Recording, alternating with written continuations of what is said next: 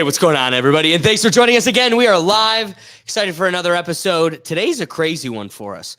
We're going to be talking about how the United States of corruption, because I got to be careful. David, I'm going to make David cringe over here. I'm going to say it later. The United States of corruption bans TikTok. I got a lot to say. It's going to be a fun one. Additionally, is the housing crisis about to pop? Are we about to flip this bad boy around? I don't know. But also, there's a lot bigger issues to fry when it comes to our housing rights. There's a lot going on. So that'll be a fun one, too. Then I want to wrap it up with, guys, we are getting old. Leaving our 20s, entering our 30s. We got to test ourselves. So are we hip? Are we one with the cool kids? We're going to find out. So we're going to see, are we old yet? So play the game with us to find out, are you still hip? That being said, let me introduce my good friend and my co-host, David Cunningham. Thanks for joining me, my friend. It's glad to be here and with you, the good people of the internet. I'm glad you've risen from the dead, according to last week, like Jesus and apparently Kate Middleton. You've survived your trip through the Boeing planes, Swiss francs, all those wonderful stuff. It's glad to have you here again, back at the Rethink Tank. So, unfortunately, I'm not at chair one anymore. For some reason, you just look better when you're in chair one. Oh, what can we say? I gotta let you have the better look here. You definitely need it. What can I say? But anyway, we couldn't, Gurgat, we can't do this show without our man behind the curtain, Brian. It's getting a little colder today. I personally think that this is the best looking seat around. So, hey, be Rizzle my shizzle. What's up, people? Snowboarding season has come and went in for Ohio, but it is here for Colorado. Let's go. It is funny, Brian. Mother Nature's been playing a game with you. It's just been turning the snow off as soon as Boston Mill closes, and then they're like, all right, open again, just for the weekend. And then it heats up just for it to snow the day they close. It's just been like a prank. Classic Ohio. I'm over it. That's it.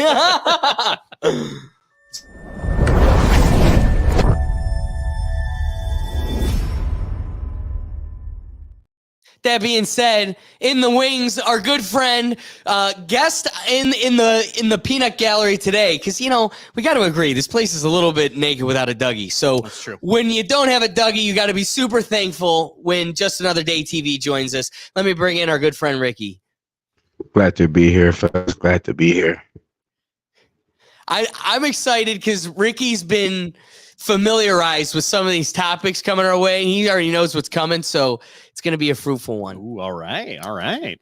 But okay, let's start from the top. And it's this dreadful ban of TikTok, this stripping of freedoms, because again, you, the American, the whole purpose of an open market is so that we can vote with our views and vote with our dollars. And the problem is the avenues at which they control, lovely X, because, they could control Twitter. X kind of broke away from that. Facebook, the avenue that I still think they have their tentacles in. They just, these other Snapchat, whatever, they just don't compete with TikTok. And there's a reason for that. I do relate and level with a lot of the perspectives of, they're pushing, stupidity and dumbness. But I think that's only because the audience, the user, is exactly what the algorithm is feeding. A lot of people get their news from TikTok now. People cannot take away from the useful tool TikTok has been for just the public. I mean, a train tips over in Ohio, our water source and the watershed gets poisoned, and nothing gets Big Bad Daddy Buttigieg off his ass and actually doing something until TikTok doesn't let it go. TikTok is relentless. It becomes an unavoidable news headline that they must confront because the public isn't letting it go. And they're still trying to ignore it until Trump comes. And then they're like, okay, now that we'll acknowledge it, I guess the guy who's in charge of the department, he'll go and do it now. But so one, there's a real useful tool to this. Two, what convenient timing. I mean, the election is how many months away? And, one of the most fruitful avenues of information to the youth, we're just going to turn it off. I mean, let's just acknowledge Robert F. Kennedy Jr., his numbers excel beyond anyone with the youth. He's actually winning. But how do you shut down an independent that isn't being promulgated by the system? Well, turn off the avenues to which he makes connections with people outside of the system. Don't give them security. Yeah. Don't give them security like every other person in that legal situation. Well, it's not like the security's helped Kennedy's in the past. Let's be honest here. He's gonna zig where everyone else zagged. You're gonna make me say it. He was killed by his security. Okay. So that being said, I think it's also very convenient timing. But then thirdly, and this gets back to kind of what I was laying the framework for before, but like TikTok is winning the game. TikTok is winning. Like in our free market where we vote with our views and vote for our dollars, this is where everybody's at. There's a reason for it. And I don't think it's the best algorithm. It's not the best we could possibly have, but it's definitely the most favored as of now. So in a competitive market, somebody could try to create an algorithm that is just as enticing. The problem is the current players in this game, the current competitors, Facebook, Twitter, Snapchat, say you name it. Yep. They're not willing to give up as much control as the TikTok algorithm did. Let's agree, everything changed when Instagram took away the chronological timeline. It started there. You used to be able to log in and catch up to the last thing you missed. Yep. And the only things on that list was your people. Not a single suggested motherfucker on there. Yep. So, one, it started with breaking the chronological timeline. Now, what were they able to say? How did Zuckerberg sell it on Joe Rogan's podcast? He goes, well, we're just trying to show you the things you're going to want to see the most. Like, we recognize you'd rather see a post about your cousin's pregnancy before, somebody's political rant. So we're just trying to show you what we calculate as what you would prefer most. So now, yes, it's still my own people, but it's being curated by Big Brother and filtered on my own behalf. Now it's worse than it's ever been. Now Instagram is just chewing up and digesting it all for you, spitting out sprinkles of what you're here for, your people. I mean, think about what does the best on the or used to do the best on Instagram algorithms. A picture of you, at the Grand Canyon, like a family picture. Those aren't even popping off like they used to because those aren't getting through as much as the Instagram suggested videos. And what's funny is everybody makes jokes about how shitty the math in their algorithm is. They're like, yo, I clicked 2 skydiving videos and now it's all I don't like skydiving. The video, the first one I clicked was kind of cool. Now it just thinks I'm a skydiver. So it's weird. Instagram's got this weird, goofy algorithm that's super quick to throw you in a niche that you never signed up for. It really isn't your interest. I kind of like it, but I'm not all skydiving. And so real quick, you learn that their algorithm is inferior just on its base. I mean, TikTok is giving me the crack.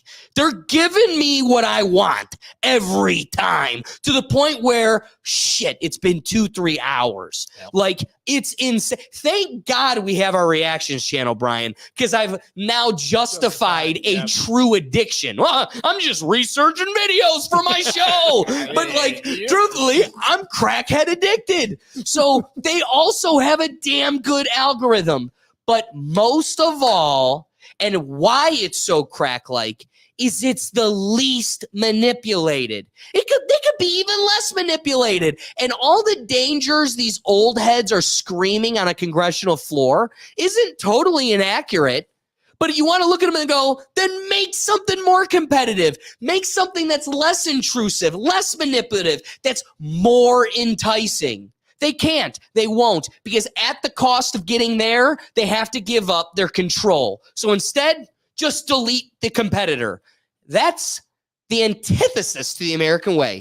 David, what do you think? Oh man, you had a nice one on that. So this goes back to it's a corruption problem. Absolutely. So for the longest time, you had the three big major social media companies. You had X, formerly known as Twitter, Google, and Facebook, Meta. All controlled their own platforms, all controlled their own, and they were happy competing in a big triangle. It's essentially it's a monopoly with three different players. It's what type of flavor of social media do you want today? Do I want videos? Do I want personal people? Do I want whatever happens on Twitter? And they're gotten real comfortable. And then Twitter comes, and then TikTok comes out, and it's all of a sudden, it's just a wave. I think they were caught very much off guard by the whole premise of it. Because we used to have a Vine. They should have seen this coming a while ago. How many very popular YouTubers and just very popular internet personalities and celebrities came off of that Vine foundation and then was able to take their audience mostly to YouTube. And they should have seen that coming, that was the place. But then TikTok was just able to, I think part of it's through the Chinese government was able to kind of burn a lot of cash very quickly to get to that saturation point where they can just basically sustain themselves from that.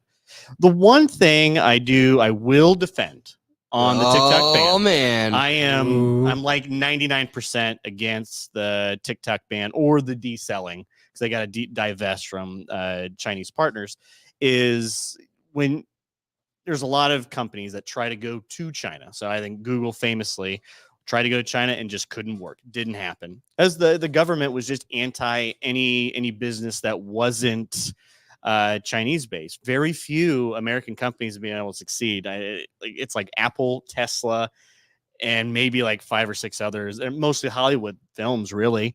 So I can see it on the United States end. Like, well, if you're not going to let any of our companies prosper and grow within your marketplace, why should we let your biggest product prosper in our marketplace? I at least get that argument.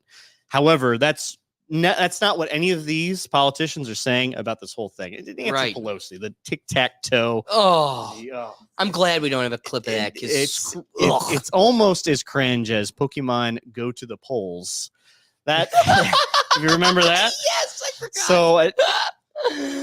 So what we see is they're scared. They don't have they can't come up with a product quickly enough. So what do we do when we get big enough as a business? We just have the United States government just go, hey, daddy government, cut this down here for me. That's how we got into this Boeing situation. That's why Boeing's utter crap now, because they're just propped up. They cannot fail. The government refuses to let them fail. And there isn't any competitors in the business because the government just gave them the majority of the contracts. They had the lucrative military contracts to Boeing. So now they're just going, well, if I can't fail, I'm just going to try to make as much money for the shareholders as possible. And this is what we're seeing with social media companies now. And we're starting to get reports of which congressional, which of our congressmen, which of our senators have stake in companies that could potentially buy TikTok. It's very funny. This is like 30 days ago is when they have to, reveal all their essentially buying information or selling information. And it's very telling who's buying, who's selling, who's with who. So that's the big reason why they're trying to divest TikTok. So see an opportunity to make a bunch of money, basically with the help of the government. Bingo. Yeah. Which is absolutely insane. What's up? But China only owns 20% of TikTok. So I don't understand why this is such Brian dropped the bomb. That was such a big deal. That's huge, dude. Like, here's what's funny is somebody pointed this out. The fact that they were able to convince us that an app owned 80% or 60% by Singapore, 20% by some other entities, and 20% by China. The fact that they were able to convince us that is a Chinese infiltration app, like, what else can they sell us on?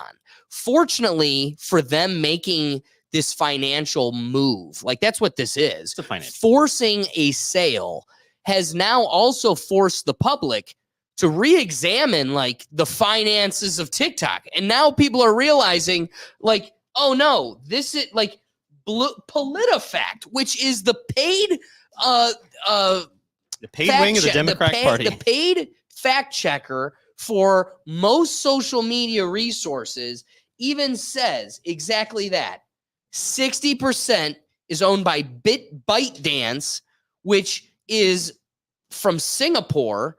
20% is owned by Chinese co-founders, and 20% is owned by employees. So I messed that up even more, including 7,000 Americans in that 20,000 that owns TikTok. Yeah. So like, okay, how much, can you Google for me, Brian, while we look, how much of Facebook, they did go public though, so this is different. I want to know how much of Facebook or Twitter or Snapchat is owned by employees. And I would imagine none of them, if not doesn't hold a candle to what they've got. So let's drop an even bigger bomb. We're going to wait because I've tasked Brian with other things I recognize. But I'd be curious to know. So actually, Brian, while we do that, can you play video 2? This is of a Republican representative, Jeff Jackson from North Carolina. He is in hot water on TikTok because this man had upwards of like 15 million followers. He had like 15 million followers, now dropped down to 2.3 or something. He used TikTok to become super popular and win his campaign. Okay. And being paid by, and let's bring it back. Now my refutation or just an acknowledgement to David, it's a corruption problem. It's the United States of, I'm going to say it, Israel. Now we're here. So this guy who we are owned by another little baby country that pulls all of our strings. And so while I presented all these other reasons why they'd be incentivized to get rid of TikTok, here's where I think the real answer lies. This guy his whole campaign was peddled by TikTok. He's got this huge it's financially lucrative to have 15 million or whatever followers on TikTok. To be this huge person on TikTok, it's financially lucrative. Plus it peddles your career. For this guy to vote against TikTok, and then they think you're stupid. They think you're never going to see these things. You go in to find out that he's paid by a super PAC that is an Israeli, support group. So, okay, Brian, this video is his apology for getting caught voting against or voting for the ban of TikTok while being a politician who highly benefits from the existence of TikTok. I apologize.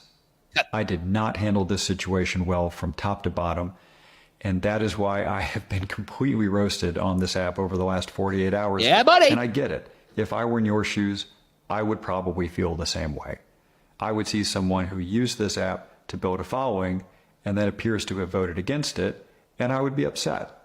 And I would feel like I deserved more of an explanation. So here goes. I like this app. I've been able to reach a lot of people and hear directly from them, and it's been great.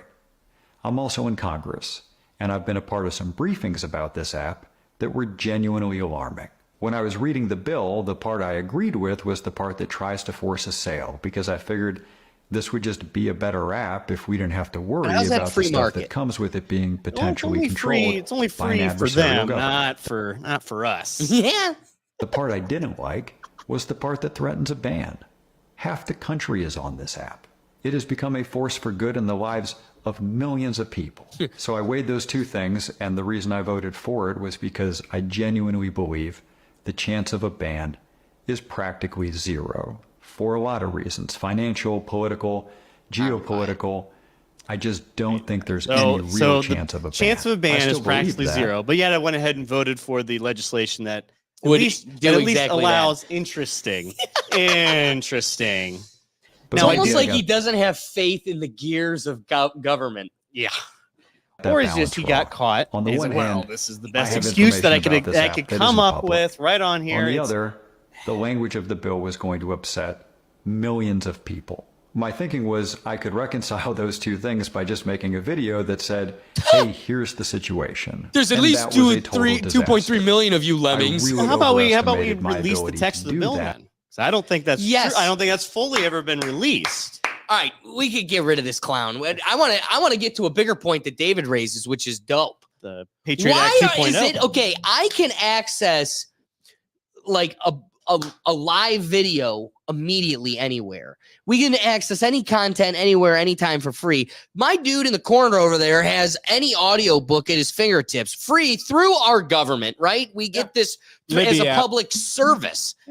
You're telling me in today's modern world, we can't make bills more easily accessible to the public? Just a PDF on the government website. I mean, how about this?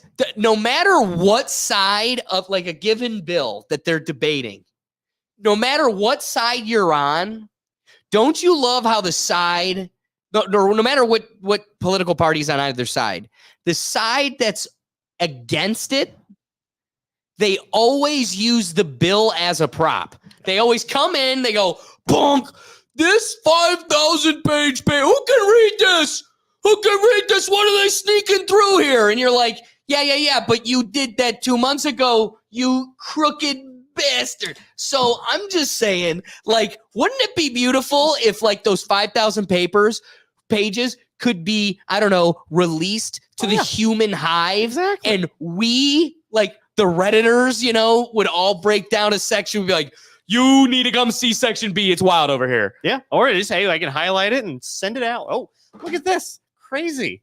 Instead, we have to rely on people to leak these bills, to leak just little pages and just some of the segments of these bills can change your life radically if you put in the right context. And I can imagine this bill is probably several thousand pages long. And the bill isn't just one page of, well, TikTok of this company better be either banned or divested into whatever percentage American ownership. It also allows the president of the United States to have direct authority over foreign apps that he deems under his administration a problem.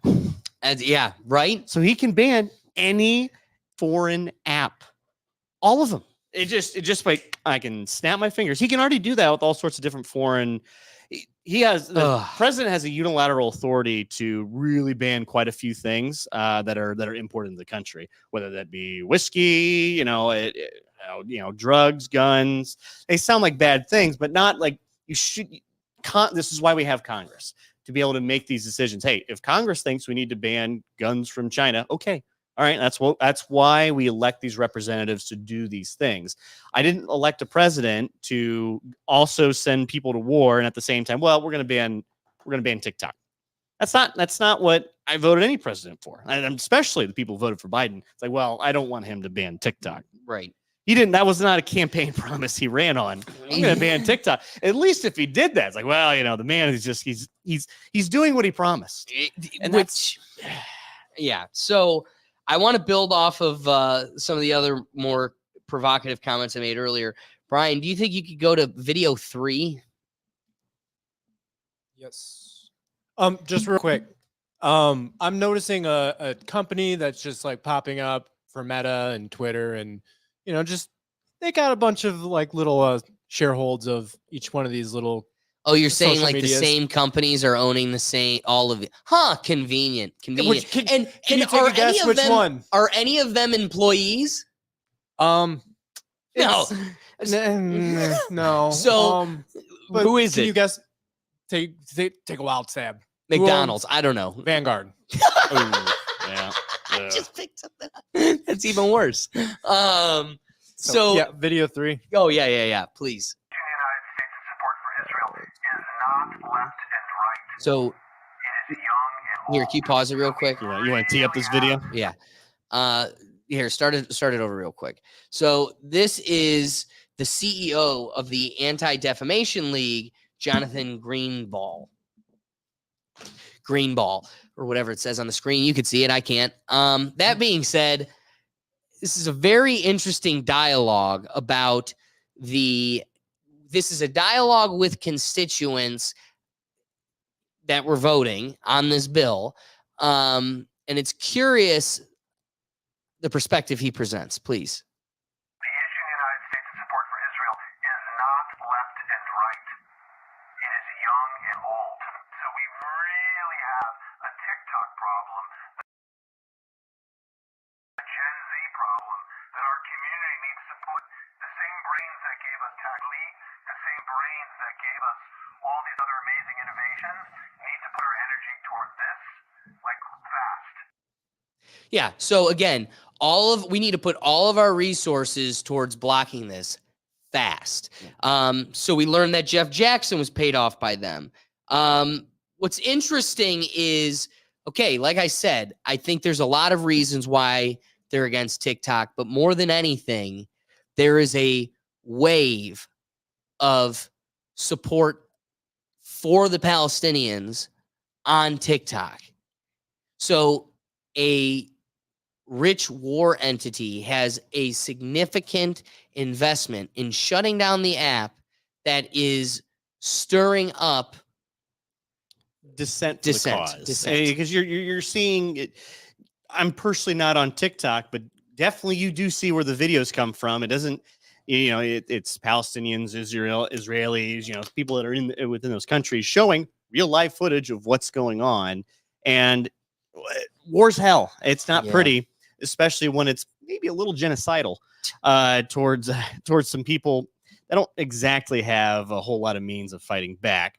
We can get into debates all day about Hamas and Palestinians and how they are, but however, the Israelis aren't exactly shy about doing maybe some off-target shooting, and definitely we're seeing the light of that in war come out, and Israel has a big stake in the American government to want to keep this war machine going, keep the support going. So as long as they have the support of the Americans, they're able to get away with, do what they need to do, finish their missions, all sorts of, however, what side of the aisle you really want to fall on with this. But when you show the realities of war, and it's ugly, people don't like that. Maybe you should leave the Palestinians alone. I think they've had enough. Maybe you should just go back to your country and hope no one does anything to each other. No, that's really painting this broad strokes, but we're seeing less and less young people going, I'm pro-Israel. I'm pro what they're doing. In fact, I'm really sympathize with the way the Palestinians are being treated. Right. And that's dangerous. Exactly. Because we're not seeing this on the Ukrainian-Russian side. Exactly. Because we're not going to like Russians like, well, wait, I don't have sympathy for the Russians. Well, but also Russians aren't tapping into TikTok, right? Well, That's the also convenient true. part, Yeah. right? Like we were getting Ukraine things barely, but we were getting some. But that was also filtered through American, personalities, content creators, everything else.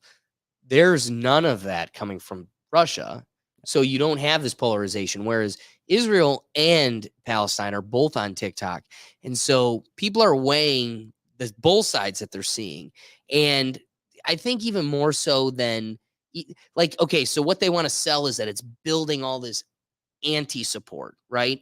But the reality is, if anything, what I see is it's just giving more perspective. Yeah. And the last thing is, the truth is, if I'm trying to own perspective, if perspective is reality and I'm trying to create the perspective, I can't have things that shake or shatter that perspective there. No. So you got a comment or what's up? Just I don't know. letting you know. Oh, okay. Oh, all right. Sorry. So that being said, could you play the last video for this segment, which is Rand Paul, and that'll kind of bring it all together for Video us. one. Yeah, good old Rand Paul always coming to the rescue. No, they don't. See, you just told a lie, Brian. You can't say on TV something that's a lie about a company. Okay. That is an out-and-out lie, and it's provably What is a false. And please, government. TikTok is owned privately, 60% by international investors. ByteDance controls the algorithm. That's all that matters. You're talking about profits. Let me finish. I've been listening to you. Let me finish the answer. 60% is owned by international investors who have made investments in this. 20% is owned by the 2 Chinese software engineers who developed the app, and 20% by their employees. And Who controls the algorithm? And 7,000 of them are Americans, and the algorithm's not in China. Yeah. Everything is held outside of China. You're comfortable with TikTok influencing America, and you believe that those 60% of foreign ownership controlled it. Senator, I'm thank you so much. comfortable I with got the to go to. Constitution. I got to go to. You cannot take people's property without due process. Right. If you believe that there's a national security exemption There is a to national the security. Constitution, then you believe that Fox News could be shut down, Right. that Twitter Right. could be shut down. Senator, That's a thank you very terrible much. thing to I'm up believe. against a hard break. Thank you very much. So what I want to wrap this up on is, truthfully, this is not only a threat to America, everything that it sits on, and the freedoms that stand within Amendment 1 is they could come for us. They could come for us. So, like, what they're using as a crux of their argument can take down any one of us. And right now, it's being painted as a foreign affair. But truly, the bedrock of their position is the manipulation of you dummies. You hear it? They said it. They think you're dummies. Not me. Not that. They do. And so the reality is this. When their cronies are out here on a public broadcast poking and prodding at the very few that stand up for just people, right? He's not a crooked person. We may not always agree with what he says, but his agenda isn't personal. It's for the benefit of people. Those patriots are less and less. They're dying in front of us. And as there's one finally left, their cronies poking and prodding at them are taking the position of, are you willing to let TikTok influence America? And he goes, yeah, sure. Okay. Because what is the crux of that position? That you are too stupid to take in information and create your own conclusions. And they will take advantage of that stupidity. So you have to let us chew and digest it for you, and we'll spoon feed you because we'll know what's best for you. And the sad part is the nature to human beings, which is the immense comfort in safety. And that safety comes with handing over blindly control to governmental entities. Some people would prefer comfort over freedom. And that's what we're experiencing with this. For those that don't really see value in TikTok, there's a fear of the other. They've just never done it. And I have zero threat of TikTok because I was able to see through the little bits that tried to manipulate me and push me. And what I did realize is that social media judo that I was doing to dodge it all, yeah, well, it was so much easier on this platform than just hunting through the weeds of bullshit on Instagram and Facebook, trying to find what I'm there for. And yet TikTok was like, oh, this is what you want? This is what you want. And then here's what really turned me on to everything. And then I'm bringing it, I'm landing this plane. The truth is, my dad who watches Fox News, my mom who reads the Plain Dealer, and the judges I work for, and the magistrates I work with, the prestigious people I deal with and live around and trust, the fact that not a single one of them was coming to me with a current event I haven't already heard. That told me I was ahead of the wave. And you know what kept me ahead of the wave? Truthfully, more than any wave, because you all are on the mainstream. The big kahuna, the big wave was and still is on TikTok. And I'm going to be the first to advocate for, yes, I really do wish that there was an even bigger, badder wave that I could ride that was more free, less manipulative, less Chinese. But guess what? This is the best wave to ride currently. I'm going to continue to cry and call to the free market to give me a better option. But it isn't up to you, big brother, to turn off and guide me. I will take control of that. I'm not going to be the first to deny that I'm stuck voting with a bunch of other asshats that probably could benefit from that control and guidance. But gosh darn it, I guess that's just a symptom of living in a free world. I guess then the goal needs to be less censorship and more educating the public. Because the stronger and smarter your public is, the less you need to be worried about stupid things guiding them or misguiding them. So I don't know. David, what are your rapid thoughts? And then we'll give it to Ricky. Well, I think it's hard to make a lot of money off of a smarter populace. That's why they got to try to dumb us down a little bit.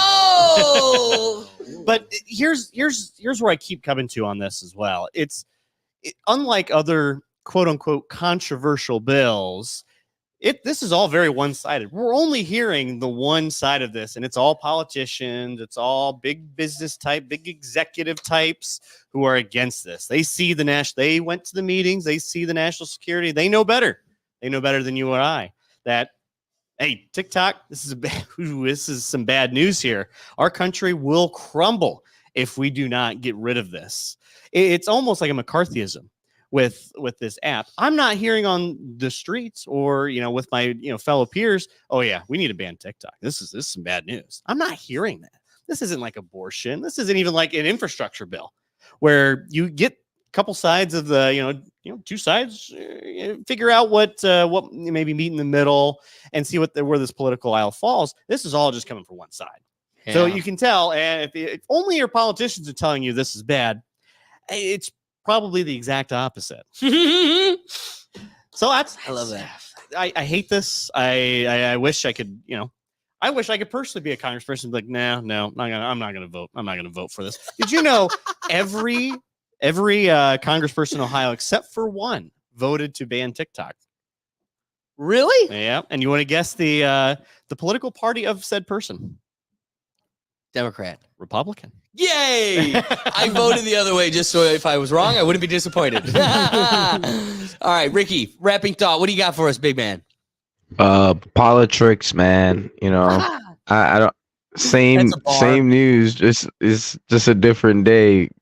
They've been trying to do this TikTok ban for what, a year and a half now, and I guess they're finally at it, and they're finally there. So I don't know how they're gonna get all the apps off people's phone, or they just block the servers or something. I don't know how that works. It just won't exist. Oh shit! As soon as it's gone, you will wake up and it'll just be gone. Yep. Damn. See, that's a lot of control for the government, man. We don't trust them already, and they're already in our stuff with the Paycheck Act that y'all said earlier. So I don't know what the Chinese can really get from algorithm other than we spend our time on stupid apps and do stupid shit. Yeah. Like what they're gonna find out what we eat for breakfast, or their government officials are not allowed to have it on their phone, so that shouldn't be a worry. Like, what are they really getting? But hey, what do I know? I'm just an average man out here that scrolls on apps. They're getting our money. That's what they're getting. Yep. Brian, what do you got for us? Rapid thoughts. So it's addressing the doomsday scrolling that a lot of newscasts are calling out. I think it's because they have been watching a lot of doomsday stuff on TikTok, and that's the algorithm that they curated for themselves. It's true. Because if you like a bunch of puppies, yeah, police brutality video will pop up eventually, but if you just keep scrolling, it probably won't pop up again. It's probably the last time you'll see that. So I don't think that they're doing this in the best interest for us. I think they are just trying to do a money grab. Everything's in their own personal interest. What were you going to say? The rare Rethink Tank circle jerk. There it is. He loves it. When we all agree. Well, so that being said, I do want to push one thing, and it's that go to the Rethink Tank playlist for our So Here's Where I'm At. 11 months ago, I did a So Here's Where I'm At about the ban on TikTok. The ban on TikTok in the U.S. is BS. So it's interesting seeing what that perspective looked like 11 months ago and how things haven't changed much. Just the layer has gotten thicker. One of the things that that added element would give you going to check out that video, when David had brought up how you're not really hearing from the other side. I like how you pose that, but what we are hearing from is from the clown hat politicians. Yep. What that video, the So Here's Where I'm At, will provide is the TikTok CEO and their company's perspective. That it gives a little bit of the element of 11 months ago when they testified in front of Congress, and there was a committee questioning them, and a lot of the things that came out of that from the TikTok side. That the crux of it being, we are actually the least intrusive phone or app on your phone. Yep. Like, don't get me wrong, we're intrusive like every app on your phone. But comically, all the people that are calling us the bad guy, all of them are taking more of your data. So it's funny, like, what, to Ricky's point, and I love it, we'll end it here, but he's like, what are they getting from you? Like, what you had for breakfast? It's like, dude, the FBI has you beating it every night in 4K. Like, it doesn't matter what you're having for breakfast. That being said, let's bring it to the next topic. This is crazy. Maybe it means something good. I don't know anymore because I'm broken. I'm a broken man that can't afford bread, let alone a home. But is the housing crisis coming to an end? I don't know. There is an earth-shattering, multi-billion-dollar antitrust ruling against the National Association of Realtors late last year, led to a settlement on Friday that will loosen the powerful trade group's stronghold on America's housing market. The $418 million settlement with a group of home buyers is expected to take effect sometime around July. Pending a judge's approval, it would transform a number of rules and guidelines set by the NAR that critics say have kept housing prices artificially infiltrated. So the main piece of this will be saying goodbye to 6% commissions. For decades, Americans have paid a standard commission of around 6% when selling a home, split between the seller's broker and the buyer's broker. The National Association of Realtors and its 1.5 million agents say those fees are negotiable, but certain NAR rules have kept commissions significantly higher than in other countries, where they can average around only 1% to 2%. After the settlement, those commissions will be fully competitive, meaning brokers can advertise their rates to prospective sellers, and people can shop around for bargains, which is something we haven't seen before. So real estate commissions are expected to fall between 25 and 50% because of the new rules, according to these insights here. And typically the 6% commission, which now typically 3% of the seller's broker and 3% of their own agent, was passed on to the buyer in an overall cost of the home, which buyers can pay off over the decades in which they pay their mortgage. But after the settlement is finalized, buyers may end up paying their agents in new ways, including maybe a flat fee. A separate new rule will require buyers or the buyer's brokers to enter into a written agreement with their buyer ahead of time. So these can come in any kind of creative fashion that comes about, which again, piggybacking off the last topic, is the beauty of a competitive free market. Like, having the ability to shop around, making these monopolies compete against each other, breaks the stronghold of these high percentages that we're not seeing anywhere else in the world. Again, ask yourself then, why were they able to get away with it here for so long if it's so free?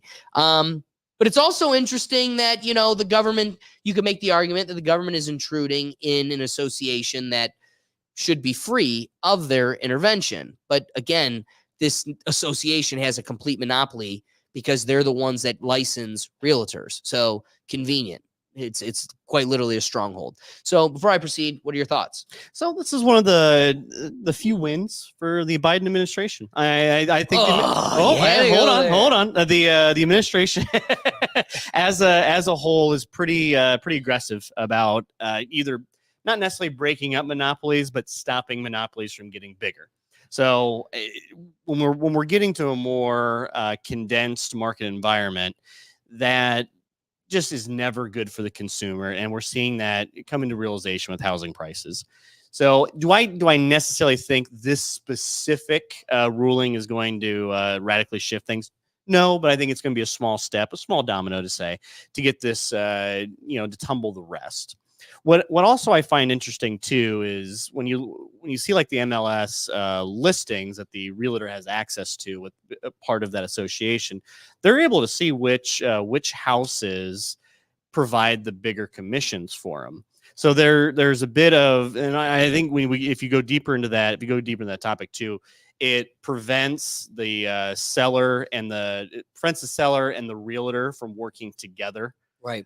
So we saw in this past, probably about a decade or so. This isn't just a couple years problem. This is about a decade problem where well, I'll sell this house to you, make you give all the listing, make it real easy for you to see my house, knowing that you're just basically gonna, if you buy a house, you talk with your realtors, hey, we're going to negotiate price. Ooh, the seller he's not going to negotiate on price, but this is, I bet you this is a real good house. There's all sorts of, there's a bit of collusion in there that you're not transparent to, and being able to see some of those commission rates and understanding more, or allowing the people to understand the market a little bit better and not have that be shrouded in mystery through a monopoly is just going to benefit you, me, Brian, viewer, most of you watching at home here, unless you are a realtor. And it seems like also, I don't have a whole lot of sympathy for realtors, especially in the past decade. They're like teachers. If you can't teach, if you can't teach, it's always sell houses. It's always kind of the dumbest people who are actually pretty good realtors. I wouldn't even say dumb, because they could have charisma and other skills. It's the least productive. You got to be good looking. You can't even lift things. You can't sell things. You can't build things. Or that's all you do is sell a thing that people need, actually. So I don't know. And they kind of know what they want. Yeah. Yeah. They picked it. Yeah. I like this house, I like these things. Well, how about we go to a more expensive house? Yeah. Because I get And then as soon as you can't, you this. say no, and we come back to this. I want props for giving you this one too. Yeah.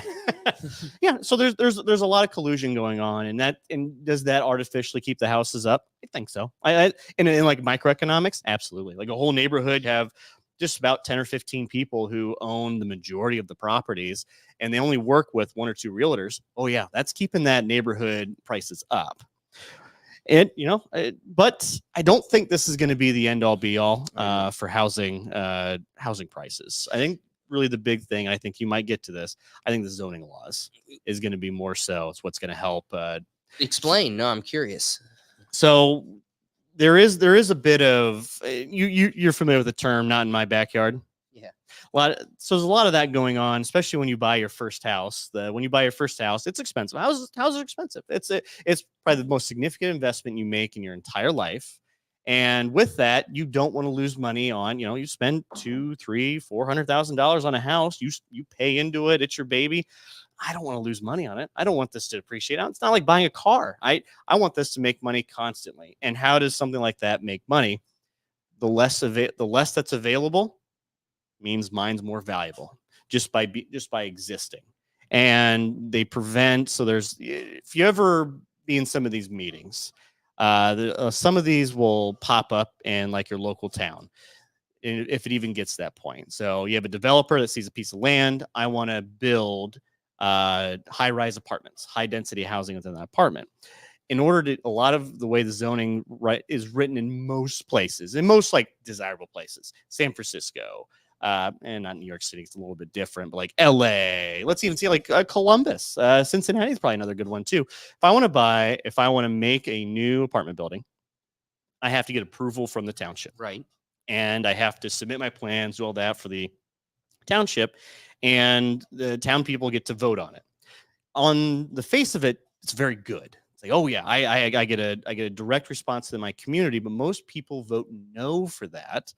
And a lot of that's just because, well, if there's more housing here, my house is going to be worth less. So I don't want that. And I don't want more people living here. I want the exact amount of people that I have right now living here. So it's a lot of this push and pull where really the issue is the homeowners. It's not so much, the supply and demand aspect of the housing. Yeah, the realtors are a little bit to blame, but it's the homeowners. They don't want higher density housing. They don't want more new builds coming into that in your local area. So that just means you're worth less, and no one wants their house to be worth less. So for me, it's an issue of the people. The people are causing the issue on this end, especially when they get in at a good price. If you ever talk to a boomer, and one of the things they'll always tell you is how much they bought their house for and how inexpensive it was. Like, I bought this house back in 1970 for about a nickel. Yeah, today it's worth $500,000, and they don't want to sell it. They're so proud of that. They're so proud of that little notion, because they buy, if they sell and put more houses on the market, then they have to actually buy and participate in that market. I don't want to do that. That's a little too expensive for my blood. Well, and that is what's interesting, is we're seeing a drying up of the market too. So that's an added element to it. I appreciate that, the zoning laws aspect. But so, finalizing this kind of aspect to the court case, yeah, what you're going to see is buyers may have to pay their own agents directly, where, yeah, there's this added transparency in the whole buying process, which is great. But what you're also going to experience is, closing costs, lawyers, down payments. All of these are going to have inflated fees associated with them in buying a home now that you're directly working with the agent. The new rules for brokers also, bring an added element to it. We've kind of touched upon it. I don't want to go further into that. But what you're going to see is, maybe some home buying might be a little bit cheaper in some aspects because of that percentage piece. But you're going to also see brokers are going to quit, and that's going to have an impact on the market. So, potentially half of the 2 million agents are going to quit.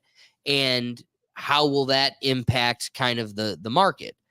But I think aside from all of that, dealing with the commission of the agents isn't our problem, as kind of your zoning issue lends itself to. Like, there's a lot more impacting the fact that we can't buy a house other than, the agents getting a big cut.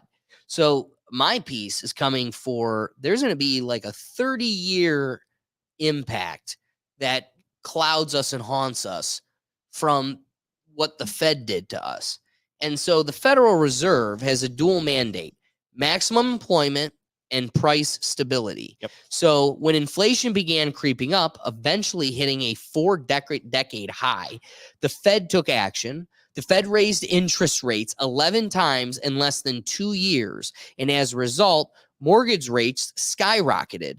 The historically low mortgage rates people were used to were gone. Yep. So anyone who locked in that below market rate or were simply paying a mortgage we're pretty much paying their mortgage free. But what that's done is exacerbate an existing housing supply crunch. So the country is missing anywhere between 2 million and 7 million homes, but kind of based on, one of the aspects you raised. The lock-in effect was only made worse by curbing for sale inventory, despite there being some demand. The housing market froze, and the existing home sales fell to their lowest point in almost 30 years. Things have improved since, but we're not in the clear by any means, and there will likely be reverberations felt across, probably the next 30 years. So what's interesting is it really doesn't matter what we do with agent fees and everything else. The housing market itself is crippled in many ways. There's a chokehold on available homes, whether it be boomers that just love bragging about what they've made, making out like a bandit, or, Bill Gates and the Chinese buying all our real estate for the sake of trying to choke us out. But I mean, there's also something to be said about our market in general, where if you can't afford eggs, you can't afford a house. And this has kind of been a manufactured inflation over the last 5-6 years, and it's only really skyrocketed the last 2 or 3 where it's gotten bad.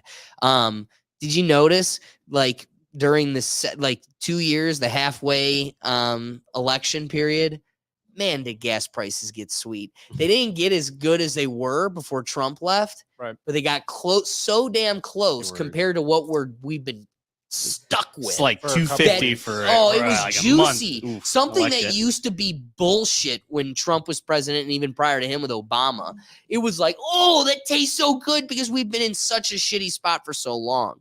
So for me, I don't think it's bigger than where we're at. Before I move on, Brian, you got a comment for us? I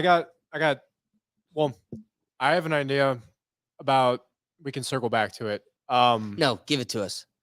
So Airbnb and Vrbo have been getting ran by these large real estate agencies. They're businesses with their businesses Vrbo inventory, really. And they've been buying up these houses for over market value because they know they can put somebody in there every single night for $200 Inflated plus cost. $500 a night, and they know they're going to make more than what they buy the house for right away. But we do have a comment. Oh, all right. Hey. Lay it on us.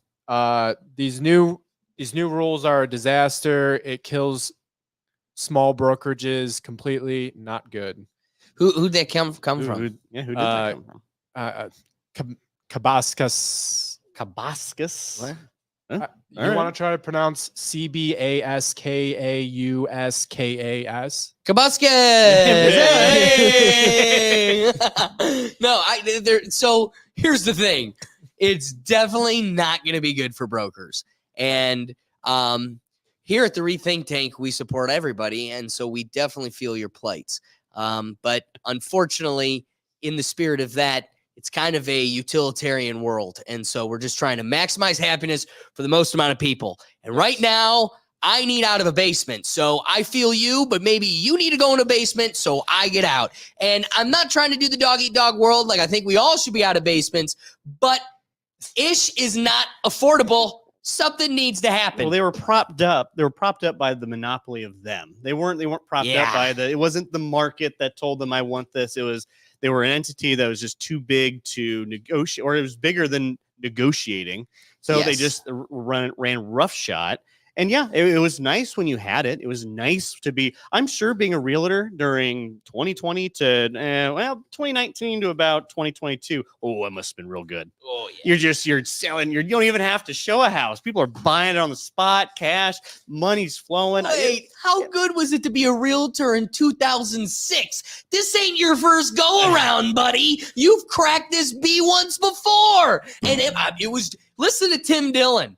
Tim Dillon will tell you how good riding those slopes were while he was just making bank as a realtor in 2006, 2007. And then it popped and he was like, sayonara, suckers. So like, yeah, when it's good, it's good. And why is it always that good? Because it's being propped up by either a monopoly or the government. And finally the government's going, well, sorry, you've had it too good for too long.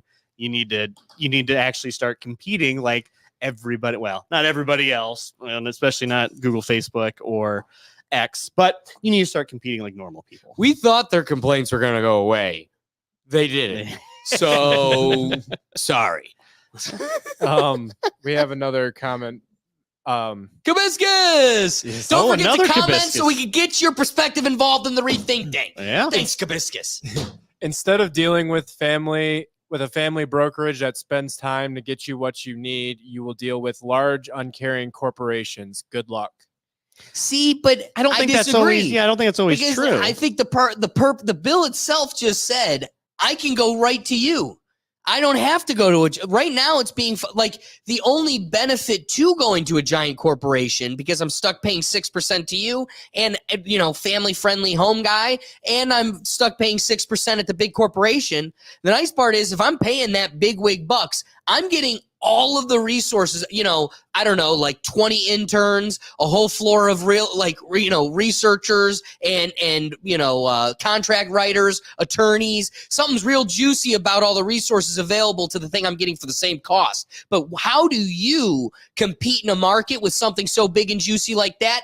Baby, you're able to give me a rate that they can't compete with because they got to pay a whole room of attorneys, a whole floor of researchers and contract writers, and even the interns got to drink coffee. We got to pay for that too. So they can't compete at the cost that a local homebody can that's just trying to undercut the competition. Yeah, it's like it's just like insurance brokers too, like insurance agents. There's a bunch of small insurance agents that do whatever they're doing, and sometimes they have to compete with the real big boys, and they carve out their own niche. You're like the small family broker, by nature of being a small family broker, isn't going to be a large national corporation that's going to be able to compete with that. Your mom and pop hardware store isn't competing with Ace Hardware or Home Depot. They have their own little niche that they're carving out. Like all these like hobby stores do the same exact thing. You think they're competing directly with Amazon? Not really. They're doing their own thing. They've had it's all part of the market, the free market. So as they say, this is actually free. If you're propped up by a bad business model, it's because the government or the monopoly is allowing it to be so. So again, I don't agree. Will some people go out of business? Absolutely. And it's unfortunate. We don't want people to go out of business, but it's the reality of the situation that they're got themselves. Well, the government and the monopoly got themselves in. And I don't want to undercut people's pursuits. So I want to double down on what I appreciate, the service provided by Kabiscus and people in those situations, realtors and people in that market. But a bigger piece to that is I want you to take away from the appreciation I have in real estate, getting into real estate. You should, if you're trying to find what to invest in, that's a great avenue to go down. So hit up our boy Kabiscus. Who knows? But what I want to get at is maybe, even though that's a major position I support and promulgate, maybe you don't want to get into the real estate business. I'm going to tell you what. Okay. I've learned in this, super liberal education that we're fed.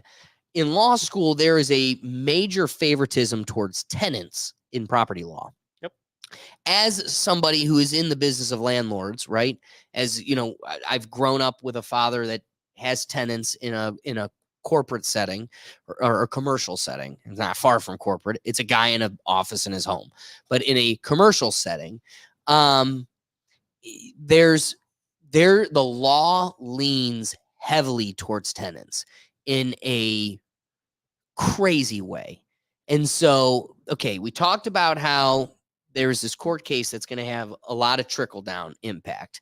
Then we talked about how there's all these other avenues impacting real estate. But the major theme is living in America is just screwed anymore. Going back to the TikTok thing, like this place is just going to hell in a handbasket fast.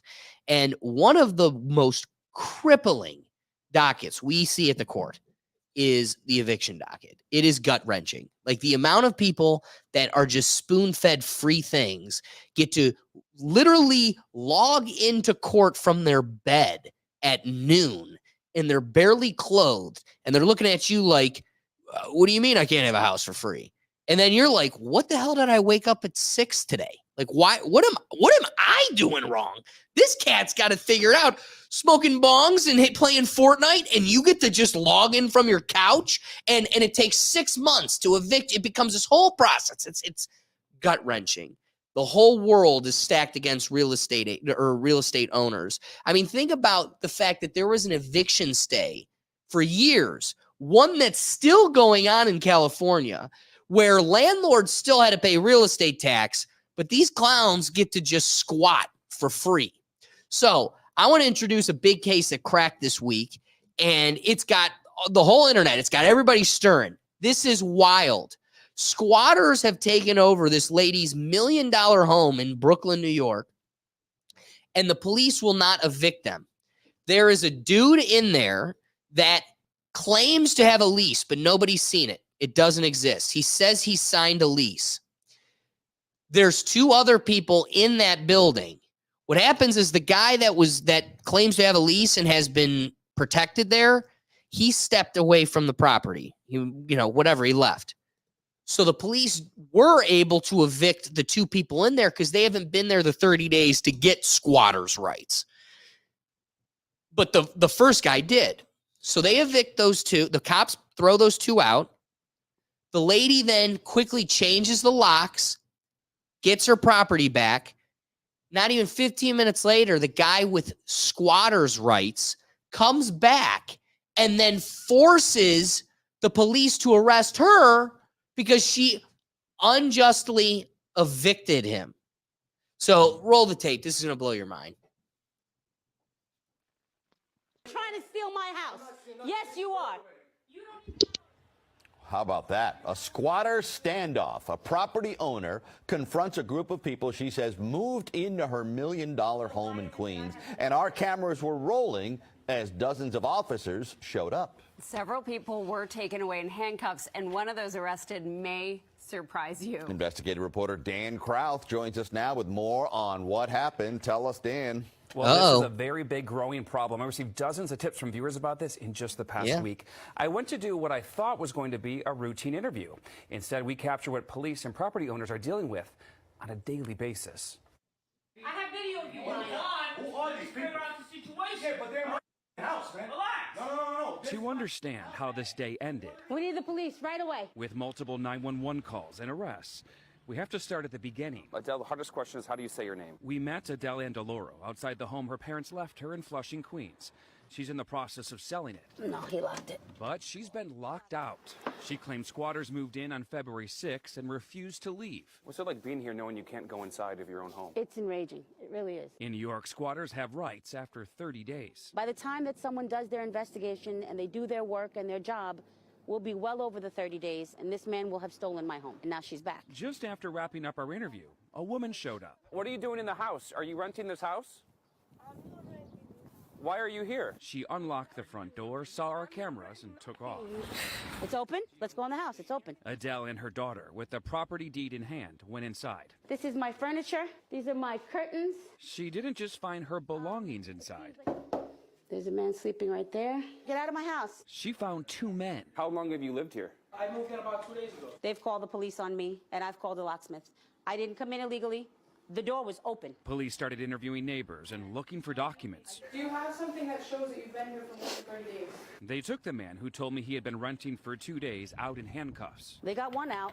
and escorted the other guy off the property. Now you're afraid to come out. I'm not coming out. This house is empty. This is my home. My locksmith is on the corner waiting to change my locks. And that's not fair. It's not fair that I, as the homeowner, should be having to go through this. How you doing? Minutes later, a locksmith showed up, but police gave her a warning before they left. I may end up in handcuffs today if this man shows up here and says that I have illegally evicted him. I said to them, let them Crazy. take me to court the way I've been told to take boy. me to court. But today, I'm not leaving my house. Less than 10 Do you minutes blame after her? Police left and a locksmith No, I don't blame her at all. You go. Now look it. Now the man who claims dude to be busts one through the actually door, policing the house shows. breaks the door down. With the other guy, police took off the property. Do you see this? This guy just literally broke down my door, broke through myself and my daughter to get in here. This guy just forced himself into my house. Yes, he did. And so did you. You broke through the front door. The man called the police on her. So why is it that I have to leave and he doesn't have to leave? Because technically he can't be kicked out. We need to go to court. They consider this a landlord-tenant issue. And by law, it has to be handled through the housing court, not with police. If you own this house, you would not want her inside. I don't own this. Exactly, Yes. she does. Yes, but then Check once again, this. you should know. How This is something you know, else. I do know how it there's- works. There's rules to the. As There's you gotta go rules. to court and send me to civil court. He says he signed a lease in October, but wouldn't tell us with who. I got proof longer than that. Show us the proof. But who are you for me to show? I showed it to cops. Dan with Channel 7 News. If you don't want to show it, you don't want to show the it. proof. Come here, I'll bro. show you. I would This like is to my see- proof. He didn't show me a lease. This is a bill. A bill for work he says he had done to the house. He didn't show police a lease either. The police department doesn't have the lease? No. He's got no documentation. Just bills. So Adele, you're getting arrested right now? Being arrested. For what? For being Look at this. For being in my own home. And where's your lease? Handcuffs in her own home. My deed is current and legal. Arrested for unlawful eviction. Yeah. She changed the locks on a man who claims he lives there. So how does this all end then? When do you leave? The way it ends is either she pays me my money that I put into the house, pay me the money, and I'll leave, or send me to court, and we deal with the judge in court. It's that simple. Insane. It's not that simple. It's a long Right, process. so- Eviction can take close to You could. What are you seeing more than anything? This is like what's it called? Where you leverage people to with. You're gaming the system. Well, that's Is part of it because they're very clearly these individuals that break into this house know exactly what the law is, right. and they know exactly, and they're telling the officers. The officer knows the law. I think the officer. I get the feeling through this video, this small little snippet of life that we see through this. They want to side with the land. They want to side with the owner of the property. It's like, yeah, we want to side here, but the guys know, like, hey, no. You do this. I'm sure there's probably some off-camera talk. You do this, I'm suing you. But here's what's crazy, dude. Yeah. When I talk to like the legal minds that deal with this on a weekly basis that I work with every day, like nobody is willing to or can explain how there is a direct conflict, squatters' rights with criminal law, trespass. Yep. And there's no reconciliation between the two. And they kind of go, well, and it's like, why to the police squatters' rights takes precedent over trespass. Because here's what's crazy. If you were to call the police right now about a guy sitting on your patio set on your balcony, they would come to your property and kick him out. If a guy busts down the door, as that man did, and you in Ohio shot him in cold blood, you're within your rights. But you're telling me if he hid in the garage for 30 days, he gets to survive? I just got to, I want to exclaim one fleeting thing that has been suppressed in my memory for years. When I was in high school, my sister bought me a book, Craziest Laws That Still Exist. And I did like an English project on it. This was one of the laws that still exists, or one of the legal stories that still has precedent. Mind blowing. A man breaks into a home. The homeowners come home and he dashes into the garage, hides in the garage for 9 days, living on cat food and Coca-Cola, sued the homeowners for poor living conditions and like false imprisonment, and won. Insane. Nope. So that's what we're dealing with here. So like, I'm going to flip it to you, but to me, there is a real conflict with like the legal side and the civil side. Civil side has a severe preference towards tenants, and we can't. This goes to show why the criminal side of law needs to take precedent over the civil side of law. Yeah, we want to just leave it to the courts to sort out, but if anything, that woman should be allowed to stay in the property she has deed in hand with him. Like, all right, if you can't evict this bastard, you surely can't arrest me and take me to jail. Like, looks like you're going to make me share the couch with this guy. Like, we're here, buddy. I'm going to make this uncomfortable for you too. I'm here. Having deed in hand, or really, just so you know, there's a whole nother element of property law that makes this whole thing even more complicated, which is recording property with the state. Probably something nobody really is familiar with unless you went to law school. It doesn't even count unless it's recorded. There's this whole series of law of when you sign the contract versus when it's recorded. Did you record it first? Like all these things, deed in hand, and it's recorded with the state. If I have a deed in hand, that means it's recorded. And if I'm walking in going, everything's legit, I surely can't. If he can't be evicted, I can't. A deed in hand, I can't be evicted. So like we at the very least should have to uncomfortably share the premises. So to me, there's a lot of conflicts here, and kind of like when the Dallas coroner didn't get jurisdiction over Kennedy's body, and we're just like, okay, clear breaking of the law, but whatever, we'll just move on. Like at some point we need to go, okay. We're not moving on until this gets fixed now. We're not dealing with it tomorrow or next year. Like this is layer number one. Because one last thing I'm going to give you. There is a huge issue. So we built a housing committee to try to address these landlord-tenant issues and aid tenants. I mean, hell, there's so many free programs to help with your welfare situation and getting housing, free housing. And it's now we're trying to create program. Now the big brains are trying to come up with programs to get you to the programs. You're so damn lazy. And so, we're building this housing committee to try to figure out how we can help these lazy ass tenants.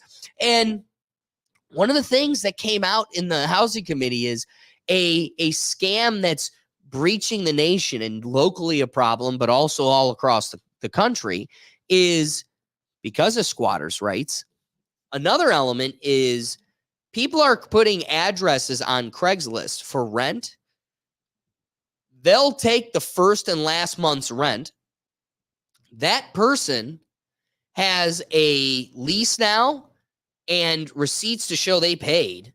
So now they've got rights, tenant rights, not even squatter rights, not even clown shoes rights. We've got real productive member of society yeah, rights. legal rights. And what happened was the person that put the housing the ad up found a vacant home, broke the real estate lock off the front door, and let them in, took the money, skipped town, and now you've got a landlord or homeowner that never saw a penny, and you've got a tenant that thinks they have rights to it and paid for it.